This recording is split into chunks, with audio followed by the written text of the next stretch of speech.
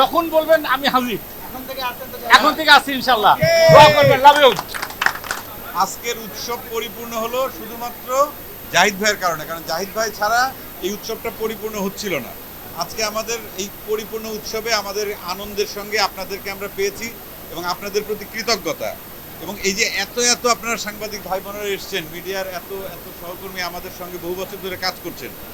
আমি এই ছবির যদি সফলতার দুটো যদি কারণ ব্যাখ্যা করতে পারি, এক হচ্ছে দর্শক যারা নিজেরা দেখছেন, তাদের ভালো লাগা তারা জনের কাছে ছড়িয়ে দিচ্ছেন, আর আপনারা আপনাদের ভিজুয়াল মিডিয়ামের মাধ্যমে আমাদের এই কাজের কথা ছড়িয়ে দিচ্ছেন। সেই জন্য আমি দর্শকদের প্রতি এবং আপনাদের প্রতি সমানভাবে কৃতজ্ঞ।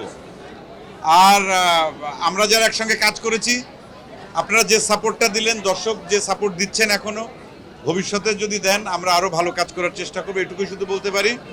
আর আমাদের নতুন প্রজন্মের দুজন অভিনেতা অভিনেত্রী সৌম্য এবং সাদিয়া, ওরা ওদের যে ডেডিকেশন দেখেছি শুধু অভিনয়ের ক্ষেত্রে না, আমরা নর্মালি করি কি যে অভিনয় করার পর শেষ ছবিটা রিলিজ হয়, যার যার মতো আমরা ঘরে বসে থাকি।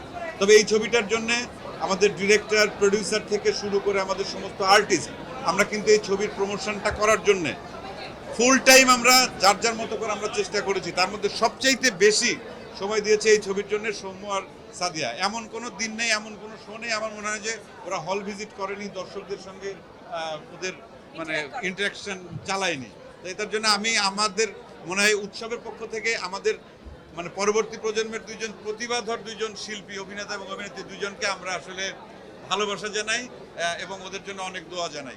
ওরা দুইজন কিছু বলুক।